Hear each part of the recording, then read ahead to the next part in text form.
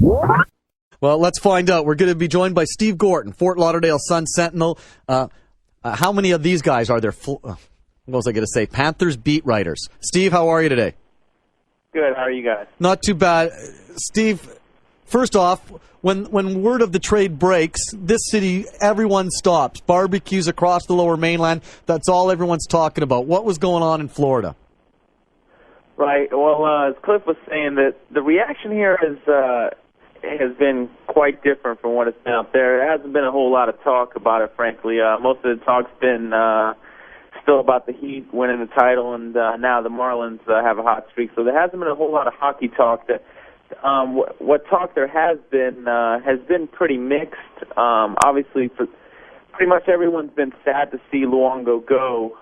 Some people, the ones that are kind of been okay with it, are more happy just to have the mess out of the way, I think. I think they were getting a little bit tired of the back and forth between the Panthers and Luongo, so they're kind of tired of that. They're happy to see that go on. Then there's the other camp that feels Keenan basically let another guy get away, possibly the worst move the Panthers have done in their history. So pretty much still mixed reaction here, I'd say, to the move. Is there any...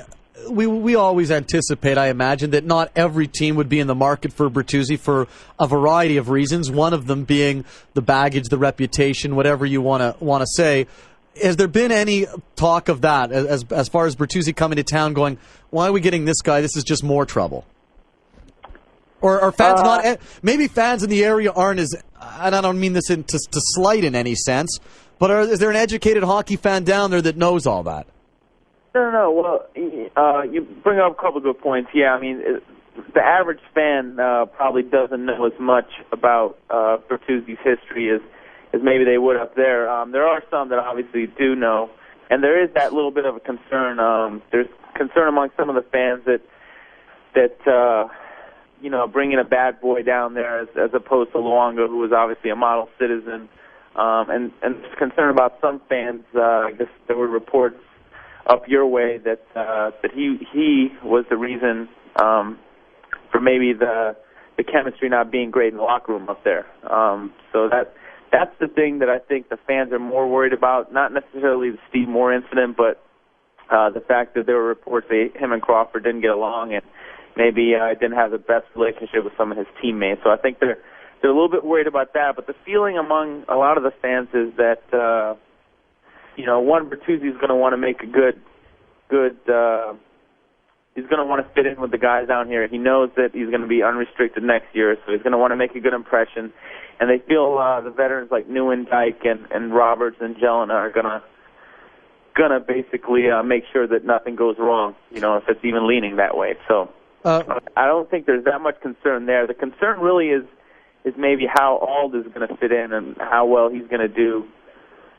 Filling in for Luongo, because I guess he hasn't faced maybe the number of shots that Luongo's had to deal with down here. No, absolutely not. We're talking to Steve Gorton, Fort Lauderdale Sun-Sentinel, and Cliff. We heard Steve say that it's not getting a lot of talk, and maybe people aren't so aware of the Steve Moore incident, but more about maybe the bad chemistry. That's probably exactly what Todd Bertuzzi needs to go to a place like that. Yeah, it's a perfect scenario for the Florida team, bringing in a player such as a Bertuzzi.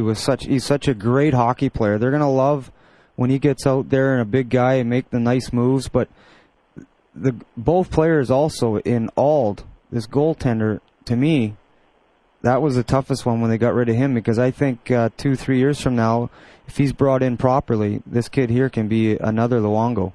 So, Steve, when you hear that was obviously the key, because we know the Canucks would much rather have moved Dan Cloutier and his contract, but Mike Keenan obviously liking Alex Ald for probably his contract as much as anything else. Yeah. They've said that both Keenan and Jacques Martin have said they feel that he's the number one goaltender.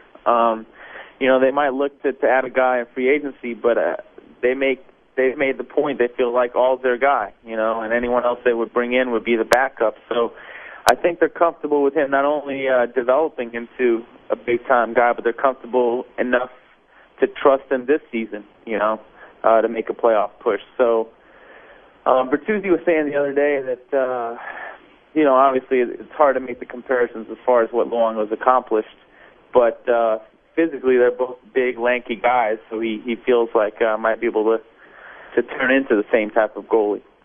Has Bertuzzi been down there at all? I don't think so. Has he? My understanding is that he flew down with Jovanovski, and I think he's in the area down here, but he hasn't. If he is here, they haven't set up anything yet for him to meet with the media down here. So. Well, you bring up a good question. We've been talking about Ed Jovanovski. What's Cliff? You're talking Florida, but Tampa Bay. Well, I know that Tampa was pretty interested at the end of the year. They had their head scouts out watching him the last 5 games that he played, but we all know that they've purchased a place down in Florida, and I mean that's kind of what he's thinking. His wife has already probably setting up shop there, but I don't know. It's probably going to be one of the 2 teams, and I don't know the cap room, what's going to happen there if someone like that comes in also. So, Steve, what are you hearing? Is Ed Jovanovski the next Panther? Yeah, I think he's the one guy above anyone else that they've targeted in free agency. Because obviously, defenseman is their number one priority. More so even now with the less experienced goalie, because of the fact that they were still last year they were giving up way too many shots. He's their top target, and I feel like that they feel that obviously they're in a financial situation to pay him. That they've committed to spending about $10 million more this year than they did last year, which was about $29 million. So yeah, money-wise shouldn't be an issue, and they feel like that's going to help keep Bertuzzi happy. That's going to help make the team a better team on the ice. So. Interesting, though, you think about it, if Jovo signs, so you got Jovanovski, Bertuzzi, Brian Allen, Alex Auld. Does anyone down there realize the Canucks didn't make the playoffs last year? It just seems like you're scooping our guys, and we're thinking, okay, but we didn't really make the playoffs. It's funny for a team that didn't make the playoffs to get rated. Yeah, it is. I guess I know that Keenan's liked Bertuzzi for a long time, and he brings up a good point. I mean, he said, well, a lot of people think Bertuzzi had a bad year last year. Well, he would have been number 2 in scoring on our team, which he would have been. Outside of Ole, they didn't really have a consistent scorer. I guess, their feeling was that they needed to upgrade in the forward position too. And he gives them, if all goes well with him and, no outside factors don't bother and whatnot, he gives them a power forward that they probably haven't had the likes of in team history. We've got Brian Allen going your way. Was it Lucas Krachik coming back our way? Right. Can you give us a sense of what we're getting and maybe what they expect from Brian Allen? Well, I think right now they're expecting Brian Allen to be a top 4 defenseman for them.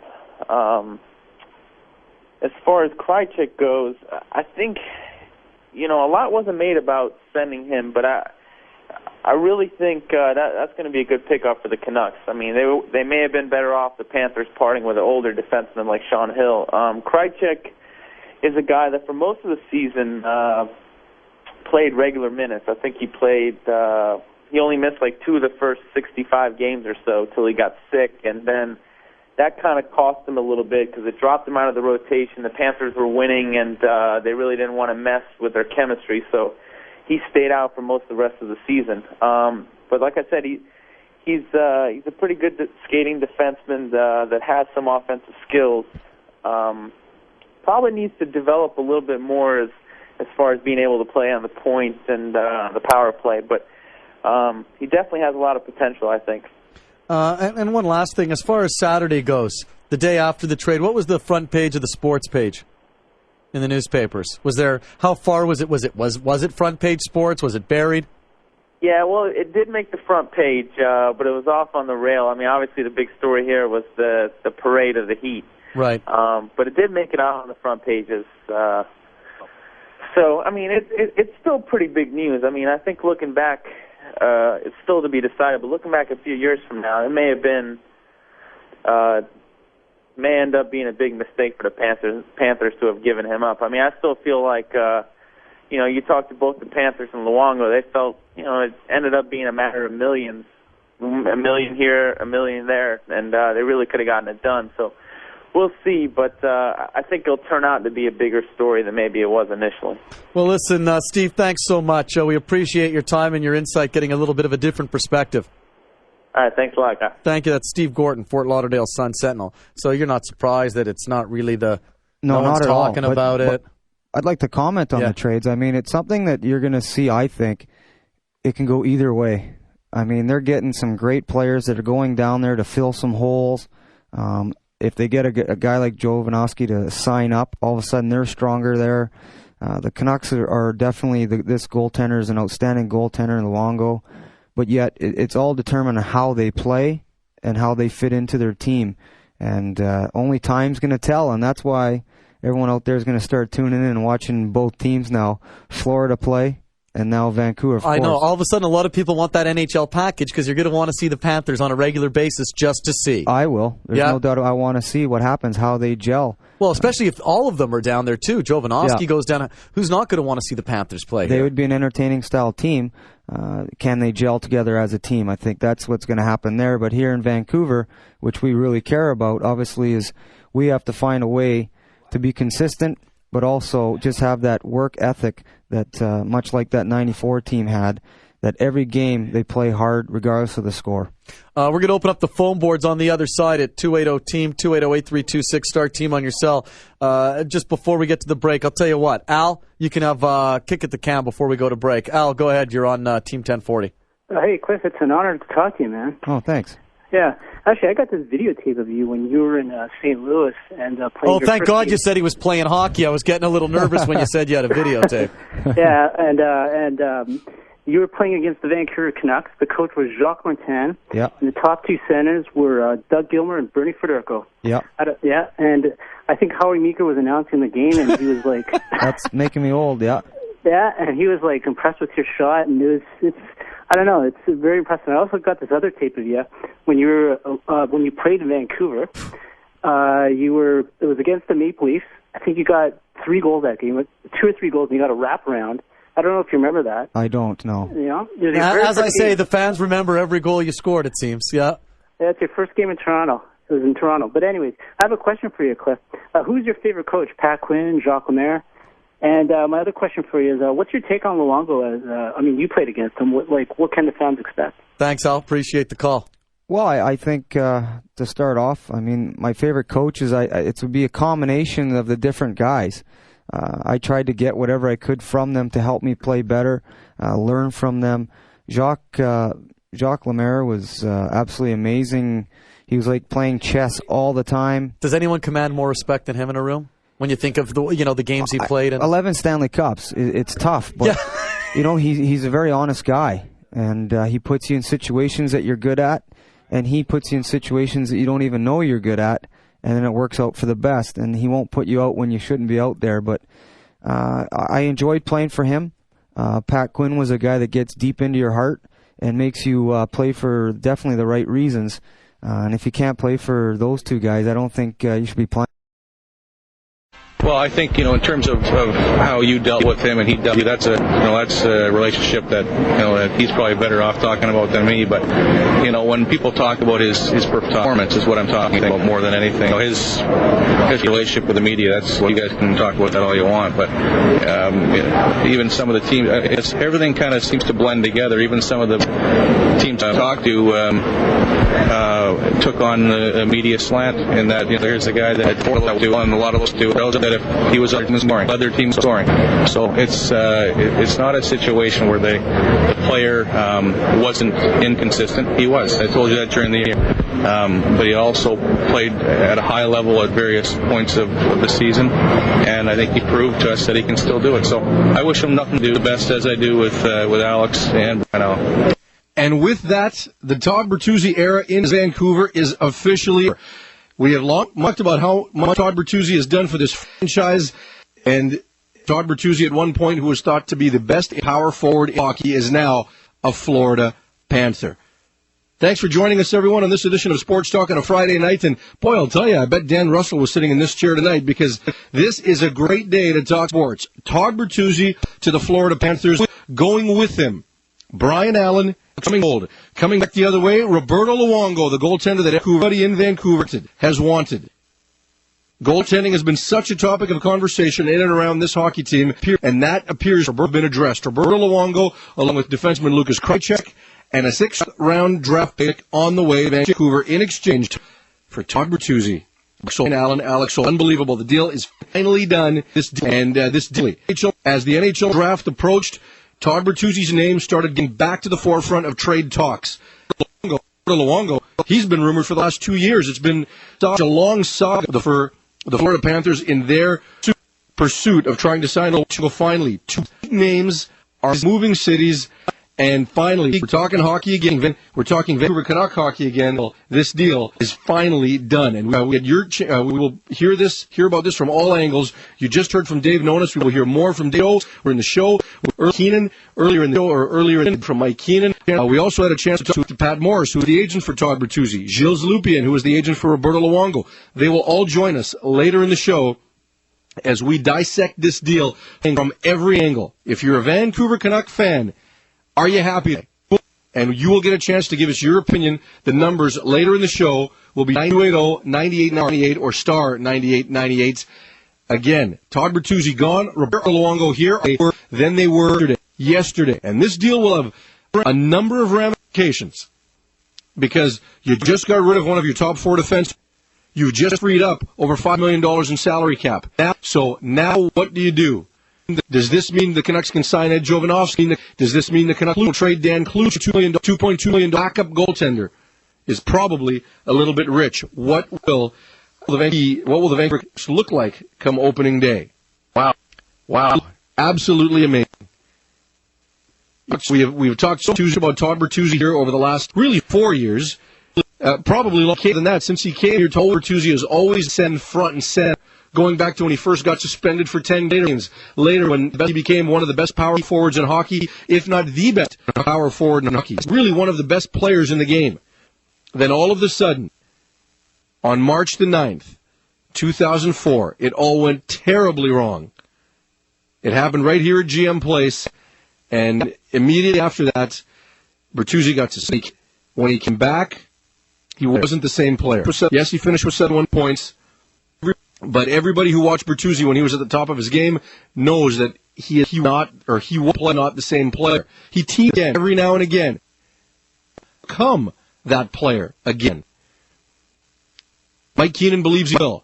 I, for one, believe it never would have happened here in Vancouver. That he was not going to get it back. And I think if you ask Todd Bertuzzi deep down, feel the same. First, would you Pat Morris, but would say directly, but would imply that a fresh start is what Todd Bertuzzi needed in order to get his game back. Hardly a surprise that he winds up in Florida. Mike Keenan's brought him to Vancouver. Mike Keenan believes in him as much as anybody. The question is, are the Ducks a better team? We knew at the end of last season, different looking to training camp. They went to training camp, ended the season. We all knew that. Were given a last chance last year. Heck, given the last chance in 2. And because of that, he got 1 year. The new general manager gave notice, and he said, we're going to give this team another year to show us what they can do. And when they didn't, this to the players, every one of them will be different. With the Mark Crawford.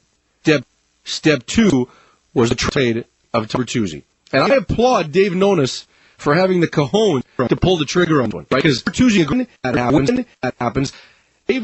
Dave Nonis will take plenty of criticism. People will say that this guy did not get enough for Bertuzzi. Unless Roberto Luongo leads us to the promised land, Dave Nonis will get criticized for this if Todd Bertuzzi turns around his career. And I think that happened in Florida. A fresh start, immediately at the Bear hockey isn't going to be on him every day when he plays bad, holding him accountable, sometimes fairly, sometimes unfairly. Whatever it was, Todd Bertuzzi, that he couldn't deal with it here. He will here than he was here in the last 2 years. Will he be as good as he was 3 years ago? I'm not sure.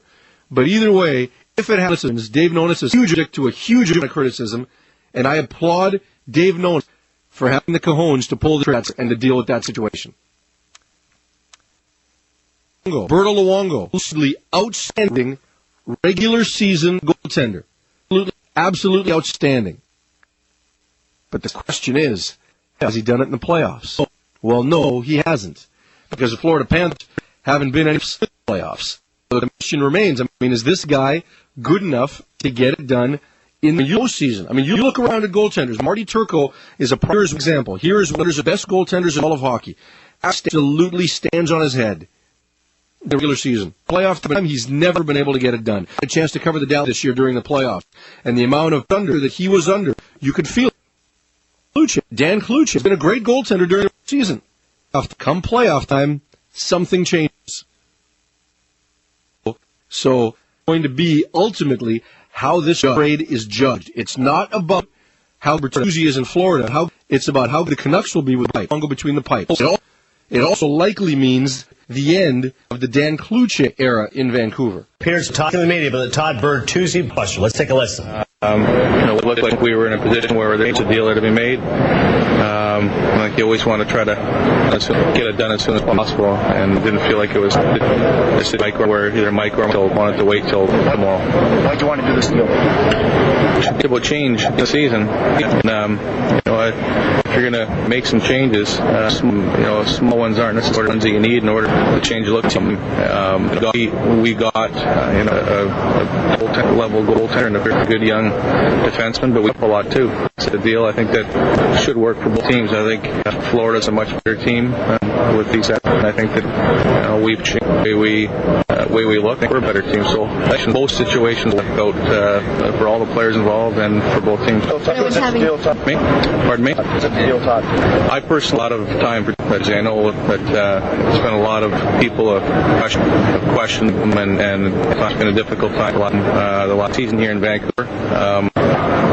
It was a situation where I think Todd will be better off in a new city. Todd never said I'll never play in Vancouver again. I think he recognized we'd had some discussions that if the work situation that worked there than elsewhere, that maybe it was better for him to move on. And I think a lot of Todd Bertuzzi here, very good year next year. I think that he's been really unfairly hammered in the market, and he'll be better off in Florida. Dave, from a GM point of view, let's trade him because you said you gave up a lot to make this deal. When you look on paper, I don't want to say that you one-sided, but you gave up an awful lot. How difficult was it to take the deal because of all things? I think there are other opportunities. I mean, you can draw any conclusions you want about being one-sided. I think it's a situation that works for both teams, and there's age differences in certain players, and from our standpoint, you could have an opportunity to get arguably the best goaltender in the game. Try to do it, and that's where we're. You're not going to get a player like Roberto Luongo with the fifth-round year. You're going to give up some is under contract for one more year, and then he's able to test some markets. Ryan Allen's the same situation, and the young player which is hard to do, is Alex Sullivan. Alex is an NHL goaltender, and he'll do well there. No assurance to sign they can any assurance they can, and our assets are to us to sign, and do our best to make sure we can sign them long term. Are you going to try and move him? Now we're pretty deep in goal, and we'll see how that goes going forward. I'm not going to speculate on any other moves right now. Dave, making a deal like this, when you have a son, are you rolling the dice, and is it anything con him and the agent, because you wouldn't just make a deal like that, would you? Sure, it would. I'm amazed that you're approaching it, Jake. To be honest with you, that is an asset that we would sign and have. If we can, we're going. If we can't, he doesn't just step here. He's an asset. You can do whatever you want. And there's a situation with the players that they have. Our new system is going to see players move, and see players move from team to team, and you're going to see teams that want to have those players. We're going to do our best to lock them up, but if we don't, he doesn't disappear that we can air. He's a guy that we. Earlier in the week, you said fireworks they're done, or is there going to be more coming tomorrow? Well, I didn't expect it to happen, so I don't think it'll happen in the next 24 hours. But I would tell you I'd like to see if we can put them with things, but I wouldn't think it'd be something of this magnitude. Why do you say Todd's the way that he was treated wasn't fair to us? When you to us, one of the stuff that he brought on himself. I think in terms of how you dealt with him and he dealt with you, that's a relationship that he's probably better off than me, but. When people talk about his performance, is what I'm about more than anything. It's the relationship with the media. That's you guys can do what you want, but even some of the team, everything kind of to blend together. Even some of the teams I talked to took on the meat plant, and that here's a guy that didn't really perform that well. A lot of those teams I talked to, I pointed out he was on their team in scoring. So it's the play wasn't inconsistent. He was. I told you that. He also played at a high level at various points of the season. I think he proved to us that I do it. So I wish him nothing but the best, as I do with Alex and Brian. What was the deal maker? One last piece of the you threw in, or you threw in? 6th round pick. Something out for it was, it happened really quickly, and we just talked about some players and scenarios. So how and Mike I thought he was excellent to work with, and it wasn't really wasn't a long drawn out negotiation. It happened in hours. Is that that you didn't expect it to happen so quickly, and you did agree to your offer? Well, I think rumblings that maybe Roberto was going to go, but there's real dialogue. We hear lots of rumors that are unsubstantiated. That's for Lucas Karchek, or was he offered? Yeah, show up, and I think. I'm sorry, have you talked to Roberto? Yeah. Seems very excited. I think anytime you're moved, it's a shock, and I think it's a bit of a shock where you hear rumors that have happened. But he's very excited coming here, and that's why I say we're just to make sure we can get him and have him in Vancouver for a long time. What do you say? I give you the same answer. I mean, Todd, spent a lot of time here in Vancouver. His kids here, and I think he is a real fond attraction to the city and his teammates. But he should have talked, because we have talked about him and I. It's a possibility. Really necessarily surprised by it at all. Dave, could you have made this move last time? No. Well, right now we have some depth and we'll see how that plays out. I haven't thought that far. Is the Karchek a player that you think, someone that came to yourself? No, he's a player that we're a defense and a deal, and we wanted to defend back, and in particular defense and upside, and a younger defenseman that'd be around a long time, as opposed to a player that has a year left and is everybody's played 90 games in the NHL. He's got a young player. He's got his entry-level contract.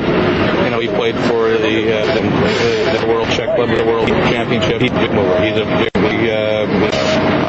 good skater. He's a slick defenseman. He's not a bruising sort stretch, but he played a number of games at a young age, and in fact, I would expect if he comes here and has a camp we think he have and he gets a good making our team. You saw Roberto at what you've been looking for, Dave, and the change in the unrestricted free in terms of what you're moving out and maybe taking on. Well, I don't know what he's looking for. I would say that I do our best to sign him to multi-cut deal, and that's kind of where it's at right now. I'd like to do that if we can, and then if we can't, we'll address it at that time. Dave, restricted free agent? Yes, he is. Roberto Luongo's praises before. Safe to say this is the other one. What? That's a number of guys that just watched the awards one night. There's some young ones coming, and I think he's a top goaltender in the league. I think most people would agree with that. He's a guy that can play a lot. And again, off the top, I think he played last year. He's played over 70 games both seasons. And he's a guy that can make a difference. From your net, he built from the net, and especially no disrespect. I thought goaltenders. I thought Saul did a great job for us last year. I think Dan Cloutier is a top 10 goaltender in the hockey league. But this is a player that we feel can make a difference, and we're going to do our errands to bring him in here and have him here for a long time. Does that change the status, knowing that you're going up right now? No, it doesn't. No, we're in it. The situation will be predicated mostly on the cast. I mean, that's what it's going to down to. We have an umpire who want to sign. A lot of them that are our own players that are restricted agents, and there's only so much room. It doesn't change that feelings towards that. Then I don't think it changes that feeling towards it. We'll see if it works. And if it doesn't, then we're going to be like every other team in the league. We'll be trying to plug holes, and then we'll find what's doing that, whether it's in the trade or free agency. Dave, there you have it. Dave, on the subject of Todd Bertuzzi, the former Vancouver and the newest Vancouver.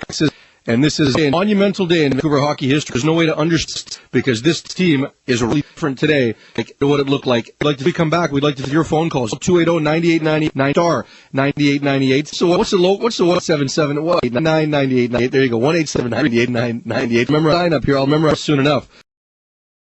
What?